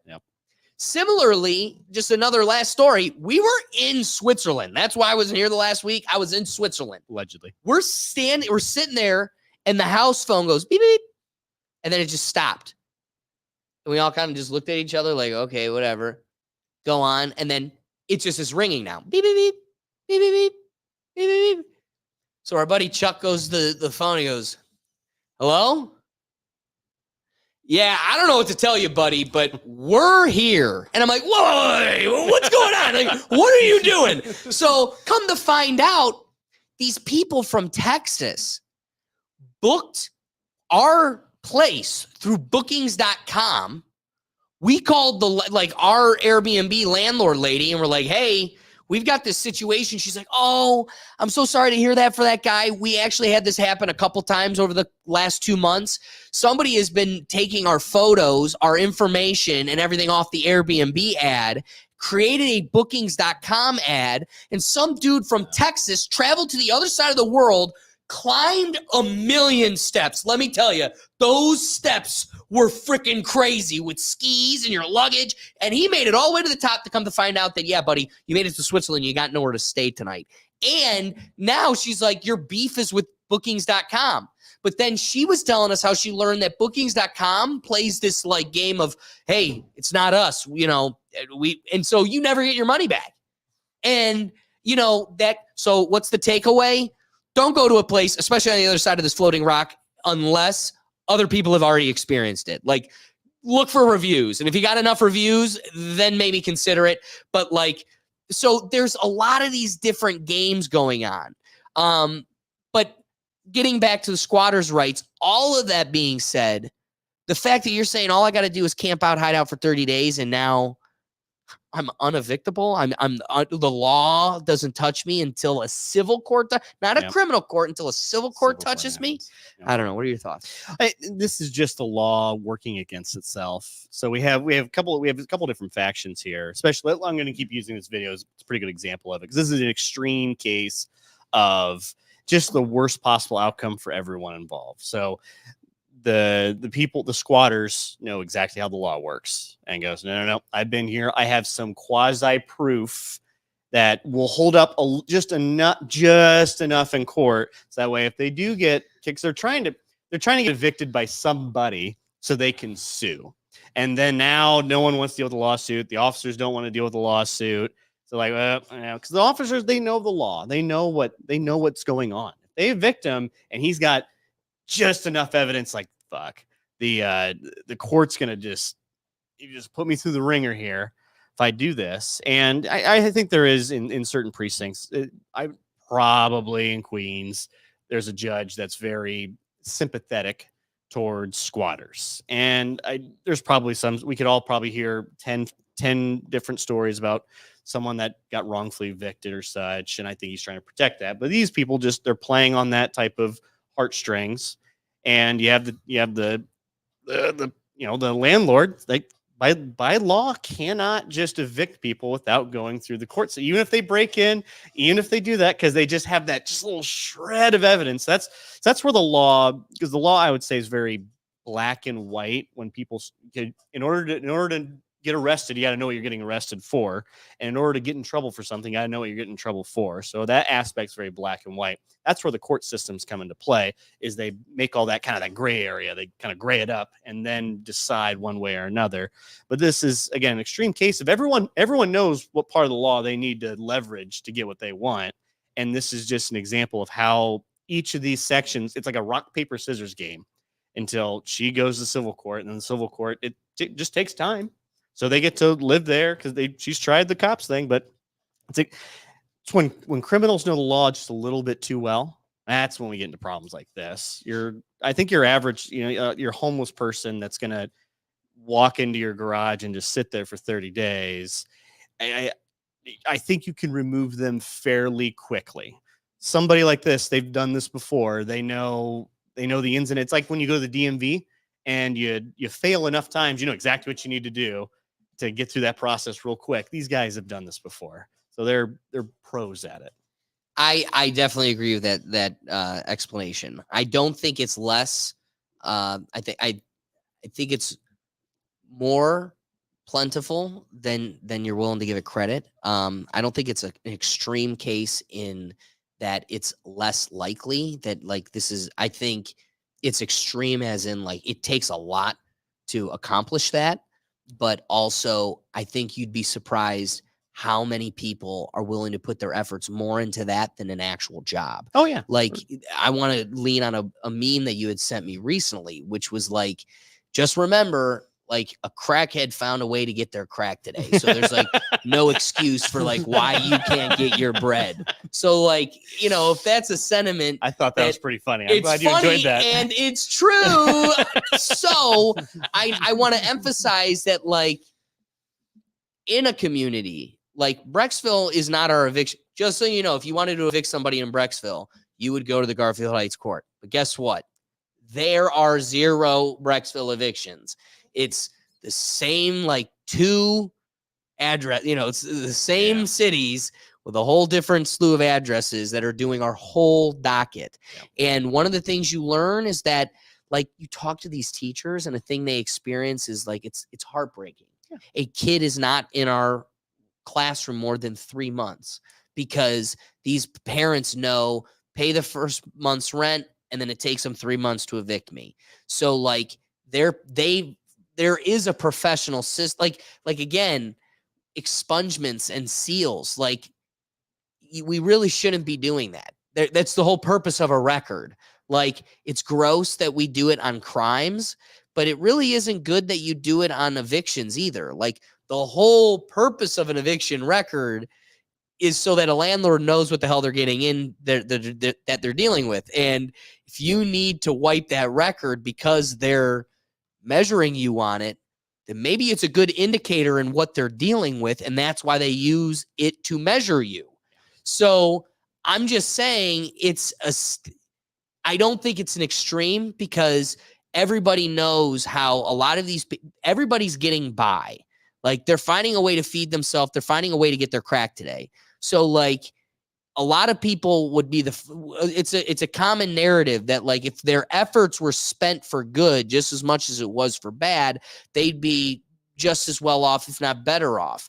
But that's the way their efforts are being exhausted. So I think you're right. This guy knows how to play the system perfectly and professionally, but it's because that's the lifestyle he'd rather live rather than waking up at 6 and going to a job and getting in the hamster wheel. Yeah. And so I agree with you there. Kind of a cruel twist of fate. He controls his own destiny this way versus, you know, being a, you know, not necessarily a pawn, but not having the control over, you know, when we go to work, we don't necessarily have full control of what we do throughout the day. This guy, it's quote unquote work for him, and he has full control. He knows exactly what he needs to do. He goes about and he executes it. I guess that's an entrepreneurial mindset.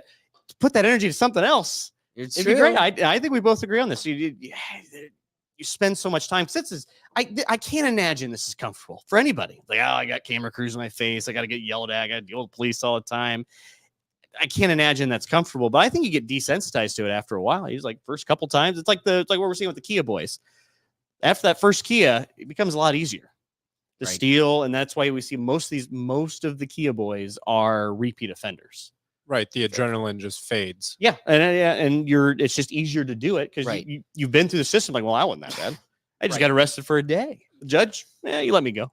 Especially today, like I was sending you how Pittsburgh is not arresting anybody anymore. Remember, it was like unless it was physically assaulting in real time. And even then, the second they go away, the police aren't coming. So, okay, wrapping it all together then, yeah, again, crime isn't being enforced en masse. And now like cities like Pittsburgh and other big cities are just outwardly broadcasting it. You've got this weird squatting situation, and it completely contradicts the criminal side of things. But again, we don't care because we're not enforcing it. I do think there's a benefit to stripping the monopoly of this real estate agent commission. Yeah. It will benefit the consumer, but then also I don't think it's going to benefit the consumer to such a degree that we're out from under the real crisis right now. I think we're still going to see a building in that regard until this manufacturing inflation comes to a halt, and that ain't going to happen. So the only way we're going to redirect and go the other way is when this bad boy pops. So actually getting rid of that 6% monopoly is just going to make it take longer, because it's just going to make it a little bit more comfortable for just a little bit longer. And again, the only solve to this is waiting for it to pop, as China and Bill Gates, like I said, is buying up all our real estate. And, thank God my parents' basement is comfortable. So any wrapping thoughts? Yeah, I think on the housing kind of as a whole with the housing bubble, or it's not even a bubble anymore, because I think too many people, there's too many new home buyers between 2018 to now that all have a lot of incentive to keep their house as up in value as possible. So it's one of those issues. It's kind of like underage drinking when you're 18, especially when you're 20. When you're 20. Why can't I have a beer? I can go to war. I can do all this. I can have a beer. You know what? When I become 21, I'm going to get in office. I'm going to make this happen. And then, hey, 21, whatever. I don't care. I'm able to drink. I'm able to do it. It doesn't matter to me. So now, the housing thing, personally, as a homeowner, I have no incentive for my house to be lower in value. And even if it means you can't get out of your basement, I'm sorry, buddy. I want to make my guaranteed % return just like fucking boomers did to get my house. So, if it means you have to sit in your basement for a little bit longer, sorry. You're buying that. That is, and again, just like Kabaskus, everybody's in their own ship. He's got a house that needs to get more expensive. I have a basement I need to get out from under. You're trying to make money as a real estate agent. I'm trying to pay you less so I have more money to take my kids to Disney. All these conflicting attributes going right at each other. We're on a boxing ring together. All right, who's gonna win? And it's the government. They'll always win. It's their game. We're just playing it. Let's give it to Ricky for wrapping thoughts. Wrapping thoughts. So I seen a homeowner moved in with the squatter, and the squatter moved out within a week. So that was his trick. Yeah. And he was on the deed, so he was allowed to stay there. I forgot the state. I seen a whole family moved in as well. And the homeowner came back in town, and a single mom with 4 kids had to get the fuck out because they wasn't there for 30 days. They had just moved in. So on my wrapping thought, I haven't heard nothing easier for an average man like me to buy a house.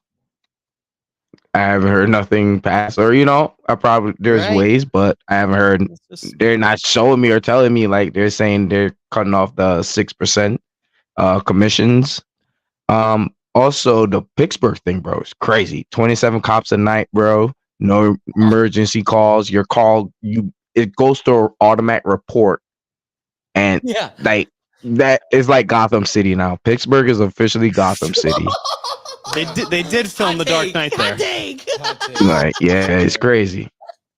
It's true though. I appreciate that, Brian. And that's my rapid thoughts. Yeah. So with this squatter in the house, I'm just wondering who's gonna do the dishes. When she's living there and he's living there, who's So I've been sitting here trying to wrap my brain around or make up a new pun, maybe not a pun, but they have slumlords and now they have squatters, and so maybe shanty squatters or rookery tenants. I don't know. I'm still trying to You need to workshop that one a little bit more. I'm workshopping it over here. All right, Ricky, we need you still. This is I'm playing Ricky versus David versus Brian. Ooh. The game of the night is, are you old yet? Because you know, as millennials that are creeping up in age, it's becoming one of those things like, I want to stay hip. I want to stay relevant. I'm not willing to admit I'm old yet. So this is going to be our reality check. So the way the game's going to work is you all start with, it's like golf. You want to get your point score as low as you can. All right. 50%, 5 will be my telltale. But you start with 10 points. And we're going to just rapid fire through. If you get you're going to lose a point. Like you want to lose the point. If you if you get the answer right, you lose a point. You can also steal if the person before you gets it wrong. Look is I'm going to go from David, then to Brian, and then from Brian to Ricky. So if David were to get it wrong, it can go to Brian for him to steal the point. Now, I have a list of terms. The terms comes from Bark. Bark is a comprehensive online safety solution that empowers families and parents to monitor content, manage screen time, and filter websites to help protect their kids online. If that isn't an old person saying, like, if you don't sound old reading that. Our mission is to give parents and guardians tools they need to raise kids in a digital age. Low-key, I'm admitting that we're already on the outskirts, but if you could get these right without needing the code key for old people, then you're already hip. But if we need to go to Barks to fill you in, you might be old. All right. Notice I'm not competing because I'm not old. All right, Bro, so I'm going to start I'm with already David. old in my bones. Wink. Lay it on me. All right. Just pulling randomly from this, I want you to be able to tell me if you can divine it. Do you know what a GYAT is? Gyat. A GYAT. You mean a gat? GYAT. Is that a gun? All right, it goes to Brian. Brian, can you steal what a GYAT is? No. I know what this is. Ricky, you're on TikTok. Steal this point. Tell them what a GYAT is. The booty. It's the scrumptious, you know. Ricky loses the it's first the derriere. point. It's the booty. That's a boy. Like, check out that girl's GYAT. You never heard it? Oh, y'all aren't hip. This is gonna be. I just learned that. A rough one, Brian. I just learned that today. Watching a Kai clip today. Just today. Yeah. That TikTok cannot be banned soon enough. All right. Chill. All right, I'm going to take it. And guys, in the comments, test yourself. We want to see, are you old yet? So if you know the answers, hop on in there. But fortunately, it might give Brian an edge. So don't be cheating. Ignore actually, I can see. So Ignore the comments are being comments, hidden actually. for right now. They need to go in and compete themselves. But Brian ain't getting the competitive edge. All right, coming to Brian. Can you tell me or define for me the use of the word ick in ick or ick factor? You're asking me? Yeah. Ick factor? Ick in Or an ick. Something gross. Can you elaborate? Just something So, generally gross? A scale of 1 to gross. Is it not that bad or is it awfully gross? Like Just anything terrible. being gross? Terrible. Yeah. I don't know. As the arbiter, as the host, I'm flipping it to Ricky. Ricky, can you define for me what an ick is? So as they would say, I don't know how to use the term. Okay, so they'd be like, my ick is like my ick about someone, my annoyance, my pet peeve, my ick. That's an ick for me.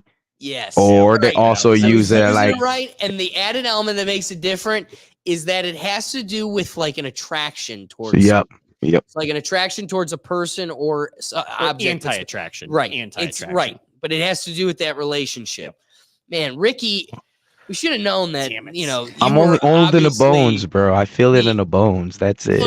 Well, you're the onset fly guy. So like you're keeping God, wish. Calling me square? I wish. I'm trying to see if I can. All right, here's one. This is gonna be a real test for Ricky because now Ricky's up. Can you tell me what a meal is? Meal. Can I get it in the sentence? Well, I don't think that's allowed. I don't think that's allowed. 'Cause this actually would give it away, I think. All right, much a context meal. behind the word. Yeah, I agree. Watch this bite. Is it like so? I just ate a meal. Like I just took a W. Like I'm gonna give No. it David. David, you can steal it.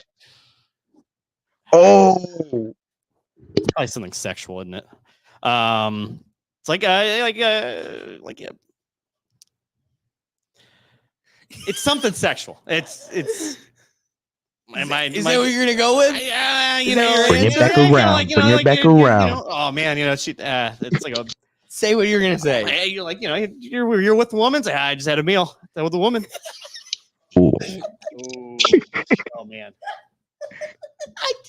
I'm gonna go with this wasn't stolen by anybody. It's used like a snack.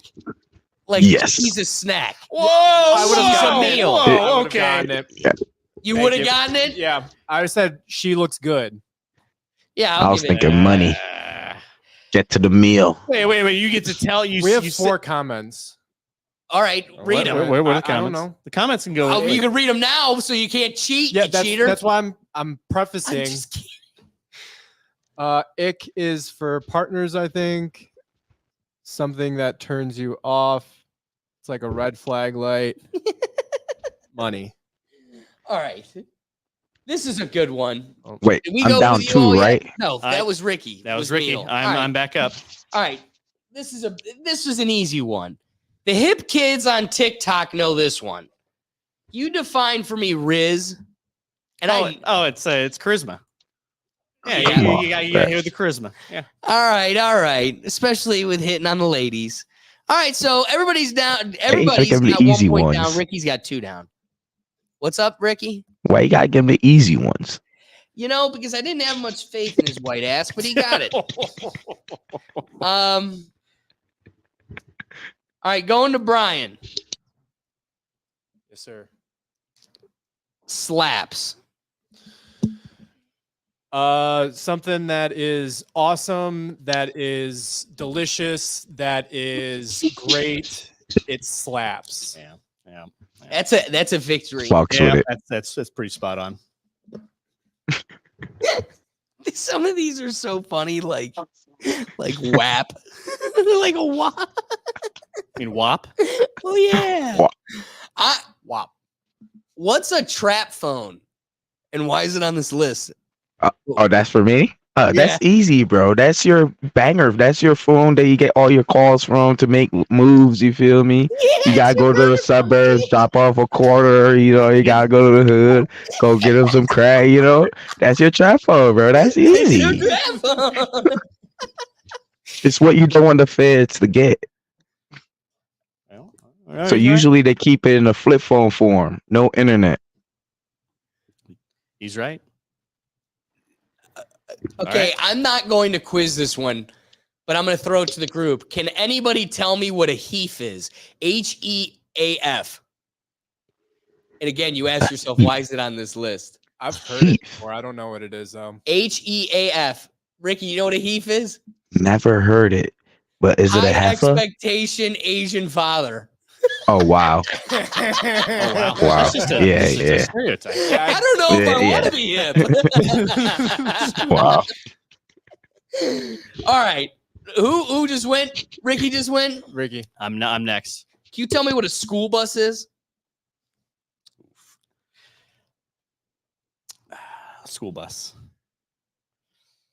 I'm assuming it's not the yellow bus that transports children to and from school. You would be correct. I would probably be incorrect on that one. No, you'd be correct that it is not It's that. not that. Yep. Fuck. School bus. I don't know. I'm drawing a blank here. What do you got, Brian? Xanax. It's Xanax. Brian just This is keeps getting cooler. I went to college. I've heard the term. I've heard it. I've only heard it. I've only I've heard only heard it as well. Never done it. it. All right. So now it goes to Brian. Yeah, it goes to Brian. Oh, you can get two in a Do you, row. can you tell me what a zaddy is? Zaddy. Daddy with a Z. Ooh, he's a zaddy. It's something to do with like a sugar daddy. Like So in what way? like they support financially a younger woman typically. All right, I'm gonna flip to Ricky. Ricky, you could steal this. All right. You know what a zaddy So is? the younger fella ladies, pause. I this is what they say on the streets. This ain't for me. It'll be like, that's he's a father, he's sexy, so attractive, he got all the stuff he can pay for, what as Brian said, like a sugar daddy, It isn't that. I'm gonna give David a chance to steal it. You're closer than Brian, though. Oh boy. Oh Jesus. It's a sugar daddy without the sugar. It's a financial sugar daddy. It's like without the sugar, non-sexual sugar daddy. The face. All right. So apparently, it's a well-dressed, attractive man of any age. So Like dapper. Yeah, you were like close. dapper. It was the sugar daddy part that got us all. So Huh. now it goes to who? That was yours. So it goes to Ricky.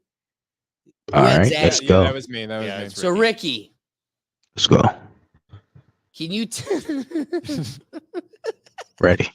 I'm hit. What's well, because we'll go with the easy one because you've had some toughies. Oh my god. Bring it was on, next. bro. Bring it I'm on. going with what's I never next. been a week in life, bro. Bring it on, Can bro. you define for me what mid means? Bro, Did you? if it's mid, it's mid, bro. You ain't hit it, bro. You can look at it in a cannabis term, like this shit mid. You know what I mean? This event is mid, like mid I'm is not giving you a mid. dictionary definition. I'm just giving you using a sentence. Yeah. Could you be a bit more can't use the specific? word to define the Yeah. word. Oh, so like this weed is mid. Like, why would you want me to say mid? All right, Like, one more. You get one more time to describe this without saying it in the Do you have sentence. any synonyms? Who would have thought something so easy would be so not hard? great, not good, not bad. Like, Like the middle is what you're trying to say. well, why would I want to say middle? Everybody knows short for. I don't know. Like, David, come on now. We're gonna But give it to you, it's- Ricky. it's We're gonna not give it good, to it's you. not So bad, you now know? it flips to David. Yeah, like you you haven't had tell some me- mid buds, David. All We have 9 comments and it's popping. right, well, what are they saying? All right, Are they what's it? getting them? Are they getting them? They're having a whole conversation. Who's throwing it in Well, there? then you know Uh-oh. what? I'm gonna test the comments on this one too, because you're not getting it. So we can we're gonna flip it. I'm saving you. All right, fine. David thinks he can. David, tell me what the acronym PMOYS. PMP, not B. PMOYS. S. All right, so let's take it to the group chat. Anybody? I like to ask the audience, please. PMOYS. How are you old yet? Well, the truth is we are, because Yikes. you know what they're using this for? Put me on your Snapchat. I tried saving you. You did try Right. saving me. Okay. I think we got to give the audience a couple extra seconds. Yeah. All right. Did they Oh, get it? Did they get it? I think there's a delay somewhere, but No. Well, then the answer comes in a delay. So, right. cha-ching, cha-ching, you got it. No. Put me in your snap, baby cakes. All right. Nah, Now we're too old. Let's that go. ain't it. Let's go here. Okay. All right. He got an easy one. You complain because you're looking extra white in these scoreboards. So, can you define It's for an me? H thing, not a race thing. Yeah, I agree. I don't know, dude. We're all I think- colorblind on I the think we rethink know tank. pop culture is definitely the one steering the ship here, and we ain't on the ends. So that being said, can you tell me a definition for salty? Trying to give you a T-ball You here. know what? I think I can handle this one. So being salty is when you're just upset over something very trivial, like you're being hard to deal with over a very trivial, like small detail. I'll give it to you. Yeah. I'll give it to you. Yeah. That bitter or cranky. Yeah. Brian, Yes. simp. You are a simpleton. You are going for the easy route. Ricky's laughing. You are very basic and very mediocre. Ricky, tell us what a simp is. A weak-minded fella towards the ladies. That's That it. is He's a- wrapped around their he's a fingers. Beta boy.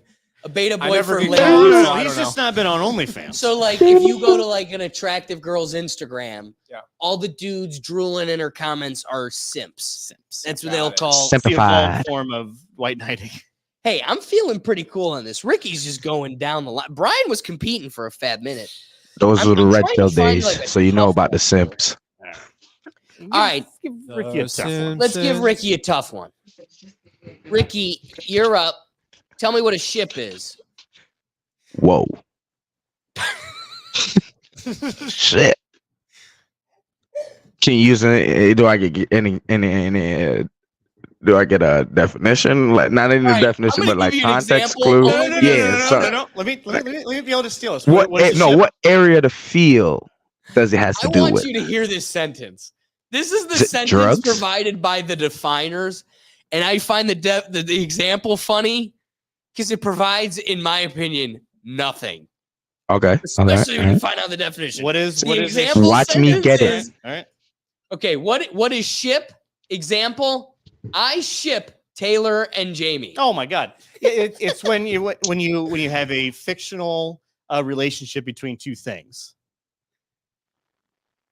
Okay, this- When you put like so like Taylor and like the example Taylor and Jamie.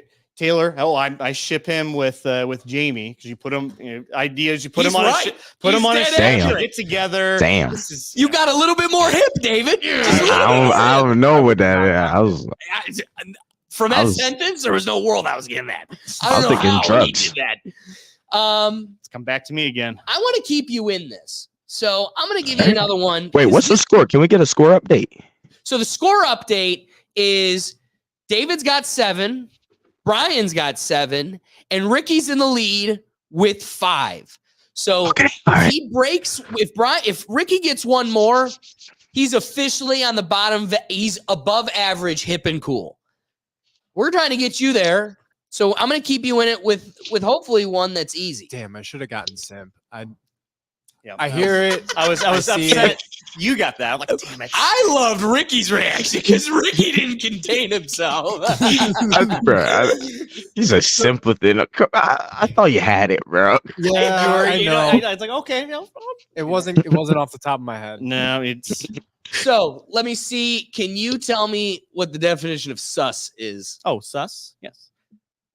Oh, Sus. yes. Yes. Yes, I can tell. Yes. Let me tell you yes. what sus is, Let me, please. what is it's the slang term for suspect or someone who is Facts. a little suspicious, a little shady, what's going on here? I'm a little unfamiliar with his dealings, so my man is a little sus. No. Nope. That is absolutely correct. That is absolutely correct. Yes. Yeah. There's an underlying main part of the definition that is missing out of there. Suspicious. Yeah. Suspicious of being homosexual. No. Yes, No. that's one. No. That is one. Definition A weirdo. Absolutely Ricky not. knows. No. Yes. popularized Like a- by the game Among Us. That's where sus came from because you're suspicious or The person. Yeah. Bruv, Ricky, nah, you they tell lied us. to you. Bro, you over there acting sus, bro. You acting like a weirdo, bro. Or Right. you I'm over here doing suspicious of sus. your behavior. Yeah, that's true. That's true. I'm partial. That's true. That's true. You got it, David. You got You it. should That's add true. some points over here. Keep More your collusion collusion going on here.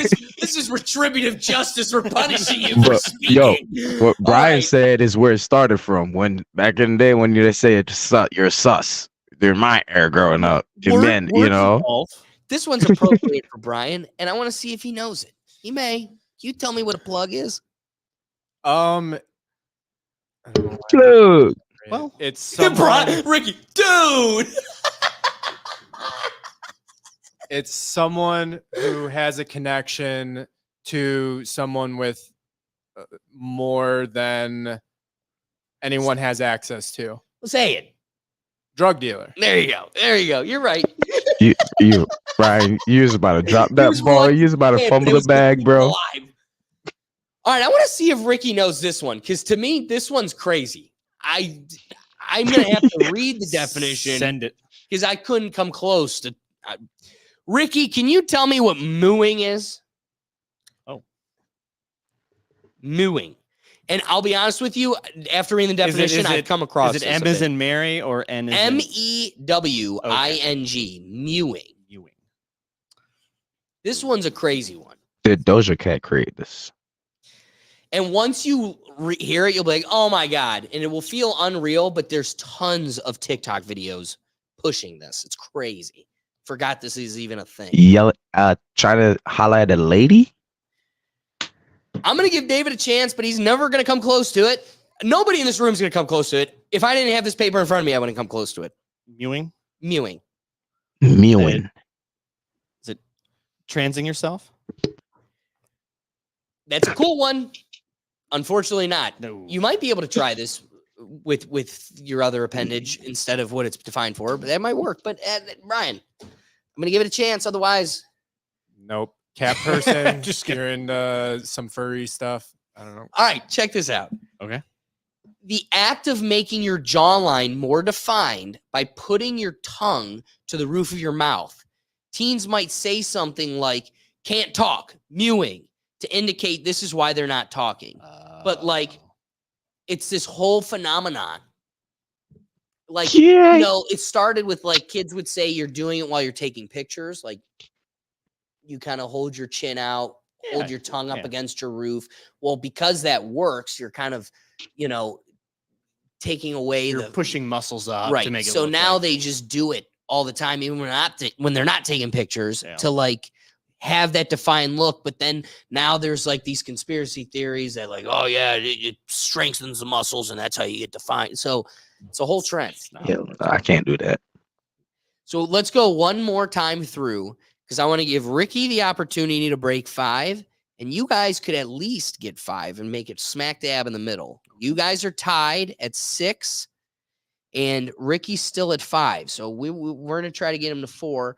But starting with David, can you tell me a definition for shading?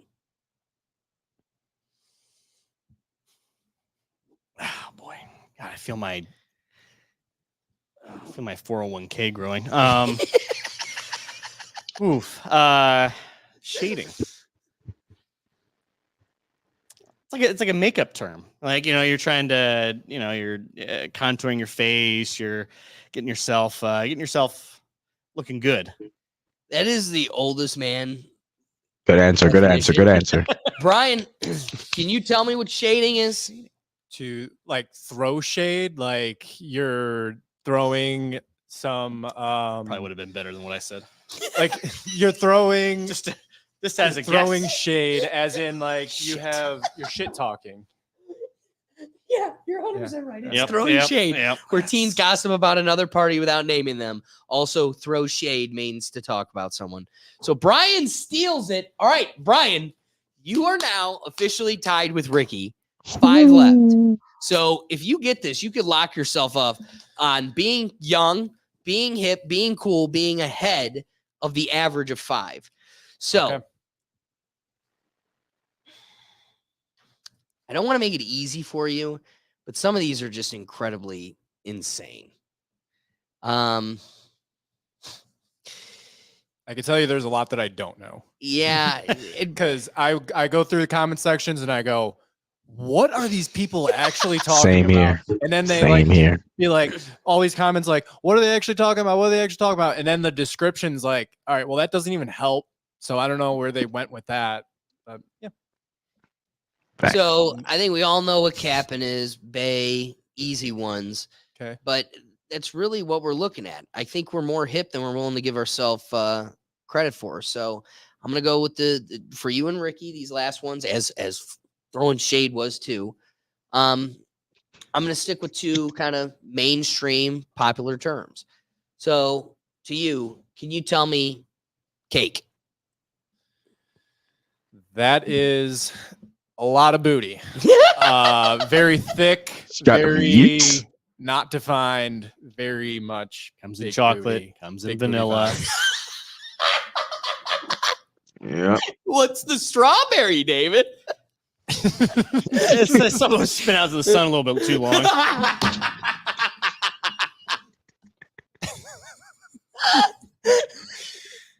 Okay. Put on your sunscreen, boys and girls. Okay.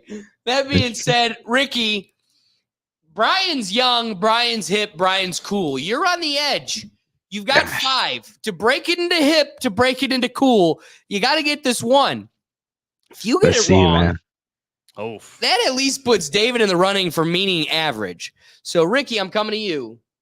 Can you All give right. me a definition for bussin'? Bro, when something busting, it's busting. I gotta repeat that first. I always do that. If it's busting, it's busting. When something is extremely delicious, something is great, you know what I mean? You just had a soda and it just hit different today. It's just busting. There it is. There it is. can't even argue with that. I mean, do you know what? I'm going to give David one chance to be a part of the Oh, group. jeez. Do you know what no You got cap or this, bro. capping is? Can you tell me? Oh, come on. Easy lifeline. Let me, no, when I'm- someone say stop the cat, you know, what are they saying? You're lying, you know, no cap. You're lying. It's, you know, you don't got your facts straight. That's it. That's it. That's it. Yeah. So David comes. Okay. David hit the Yeah, average you- at 5. Kinda Brian's gave got you a one there. I'll face. take it. What is this dot on the screen? This is how you know this is the perfect time to end. You see what I'm saying? That's the mouse. I'm like, what the heck is on my face? All right. That being said, Ricky and Brian are they're on the verge, but they're hip, they're cool, they're within the realm. David, I think we're getting old. We're getting old. But we're going to try our best to stay in touch. So that being said, thank you to everybody in the comments that joined the conversation, Hibiscus and everybody, all the others. I couldn't really see the names, but the purpose of the live show is to get you involved. You adding that extra perspective and element to the show is what makes this worth doing and makes it fun. So thank you for joining us live. And please be sure to join us in the future so we can get that added perspective and get you involved. But reminder, like I said, we're going live every Tuesday at 7 p.m. across the platforms. We have some other shows in the mix that we hope to be getting your way.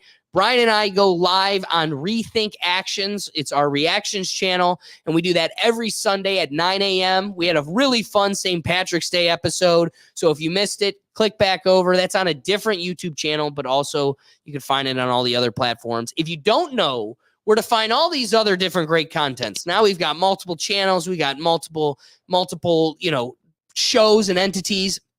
You can find it all on our website at www.rethinktankpodcast.com. It's all found in one place. So if you're ever you're like, oh my God, it's 9 a.m. I want to enjoy my cup of coffee with the boys, but I can't find it. Go to our website. You can click on through. You'll find it right there. Before I close it out, I want to thank my good friend Ricky from Just Another Day TV for joining us and being in the wings there. Ricky, where can they find you? Tell them where to find you. Just Another Day TV everywhere. Got vlogs coming to y'all this way. Our Taste of Mexico. Well, my intoxicated taste of Mexico. It's a good one. That sounds like a good flavor of Mexican. Medically painful. Yeah. Some would say. Yeah, exactly. So, like we said, thank you, Ricky. Thank you to all our friends in the comments. Like I said, you guys make this fun and worth doing it live and on a weekly basis. You can catch us any other time. Find all the content on our website. Otherwise, guys, we'll catch you next week. Peace.